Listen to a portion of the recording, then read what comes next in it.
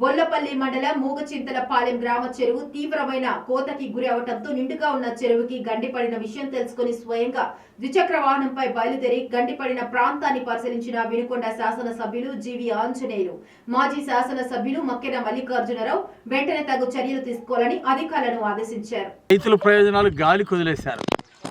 ఈరోజు ఈ దుస్థితి కారణం అది. ఈరోజు అకాల వర్షాల వలన అంటే చెరువులో నీటి మట్టం పెరిగి ఆ ర్యాట్ హోల్స్ ద్వారా వాటర్ లీకేజీ మొదలయ్యి దానివల్ల అంటే కట్ట కూడా కొంత తెగిపోవడం జరిగింది. వెంటనే గ్రామస్తులు తెలియజేయడం వలన అధికారులు వెంటనే స్పందించి డిఈ గారు, ఏఈ గారు వచ్చి గ్రామస్తుల సహకారంతో ముందు ఈ లీకేజీని అరెస్ట్ చేశారు. ముందు రైతులకి కోసం అంటే ఈ నీళ్లు చెరువుల నీళ్ళన్నీ పోకుండా కాపాడటం జరిగింది.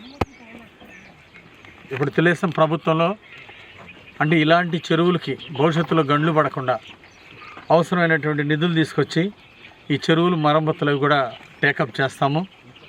రైతుల ప్రయోజనాలు కాపాడతాము. ఈరోజు ఆయకట్టు కింద ఇట్లాంటి చెరువు కింద ఆయకట్టు పెరిగితే మెట్ట పంటలు పండించుకున్నట్టయితే దానివల్ల రైతులకి